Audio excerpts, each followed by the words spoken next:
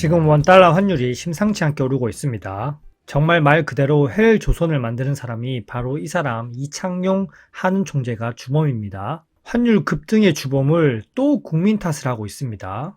이 시점에 환율이 왜 오르는지, 그리고 이 사람이 어떻게 지금 행동하고 있는지 한번 살펴보겠습니다. 최근에 있었던 일인데요. 11월 27일에 한국은행 이창용 씨는 기자간담회에서 이렇게 말했습니다. 지금 환율이 1,500원 가까워지고 있는 것은 한미 금리차 때문이 아니라 내국인, 국민들의 해외 주식 투자 쏠림 현상 때문이다. 특히 젊은 세대가 쿨하다면서 해외 투자를 늘리는 것이 걱정된다. 정말 어이가 없는 말을 했습니다. 국민들이 서학개미가 되어서 해외 투자를 해서 원화 매도를 하고 그래서 환율이 상승하고 있다. 말도 안 되는 소리를 하고 있는 겁니다. 본인이 이 자리에서 막중한 책임을 지고 한국 경제를 나락으로 떨어뜨리고 있는 이런 사람이 이제 국민 탓을 하기 시작했습니다. 렛츠고!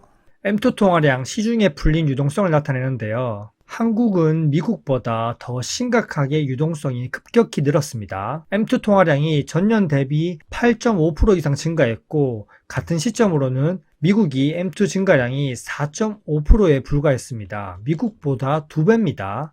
한국이 기축통화국도 아닌데 돈을 더 빠르게 시중에 풀고 있는 겁니다. 유동성이 이렇게 빠르게 증가하면 당연히 원화의 상대적 희소성이 줄고 원화 가치 하락, 즉 원달러 환율이 상승하는 요인입니다. 문제는 단순히 이렇게 돈이 풀린 게 아니라 정책 방향 역시 한쪽으로 쏠리고 있습니다. 한국은행이 돈을 풀면서 완화적 통화 정책을 유지했고 동시에 정부는 어떤 꿈이 있는지 확장적 재정을 계속 시행하고 있습니다. 민생 소비 쿠폰 풀었는 것만 봐도 알 수 있죠. 그리고 내년에는 선거를 앞두고 지역화폐 예산도 엄청나게 편성했습니다. 이 때문에 유동성 증가 속도는 더욱 가팔라질 예정이고요. 당연히 이런 구조적 상황 속에서 청년들의 상실감은 정말 커졌고 자산 불평등은 역대 최대입니다. 바로 이게 며칠 전에 나온 기사입니다. 시중에 돈이 많이 풀리면 당연히 자산 가격이 오르기 마련입니다. 그러나 이 돈은 시중은행을 통해서 신용도가 높거나 고자산가에게 더 쉽게 흐르게 됩니다. 결국 자산은 일부 부유층에게 집중되고 청년층은 사실상 배제되는 구조가 고착화되는 겁니다. 고자산가는 은행에 돈을 더 많이 빌려서 레버리지 투자가 가능하고 그로 인해서 자산을 더 불리게 되는 거죠. 청년층이 원화를 보유하기보다는 상대적으로 안정성이 있는 달러 자산이나 해외 자산으로 눈을 돌릴 수밖에 없는 게 현실입니다. 현재 한미 기준금리 차이가 1.25%포인트까지 줄어들었지만 역전되는 구간이 상당히 많았고요. 한국은행 이창용 씨는 서민 위하는 척하면서 부동산 자산 지키기 위해서, 건설사 지키기 위해서 미국이 금리를 올릴 때 따라 올리지 않고 미국이 금리를 내릴 때 누구보다 빠르게 따라 내렸습니다. 이창용 한은 총재는 본인 자리에서 책임감을 느끼지 못하고 만만한 청년층에게 모든 책임을 떠넘기고 있습니다. 제가 정말 이 사람 나쁜 사람이라고 계속 얘기했었습니다. 서민 위하는 척하지만 실상은 부자는 더 부자가 되게 만들어주고 중산층은 서민으로 몰락하는 환경을 조성 중입니다.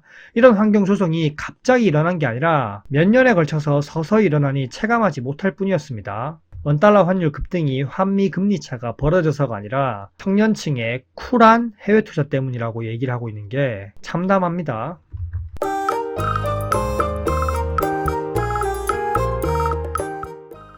원달러 환율은 2007년 금융위기 때만큼 벌써 상승하고 있고 작년 계엄령 사태만큼 올라왔습니다.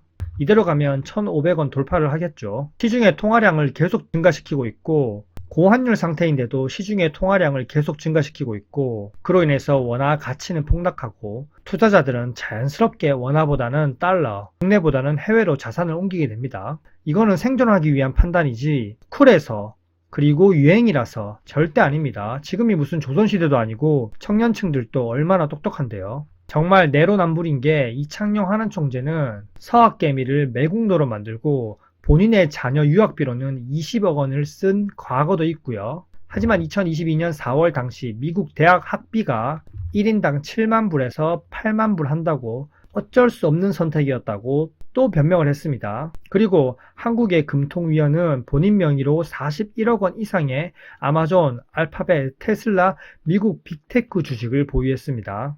본인 자녀는 유학 보내고 유학 자금만 20억 이상 송금하면서 미국 주식을 하는 서학개미들, 청년들은 매국 노처럼 만드는 게 정상적인 사람의 판단입니까? 절대 정상적인 사람이 아닙니다.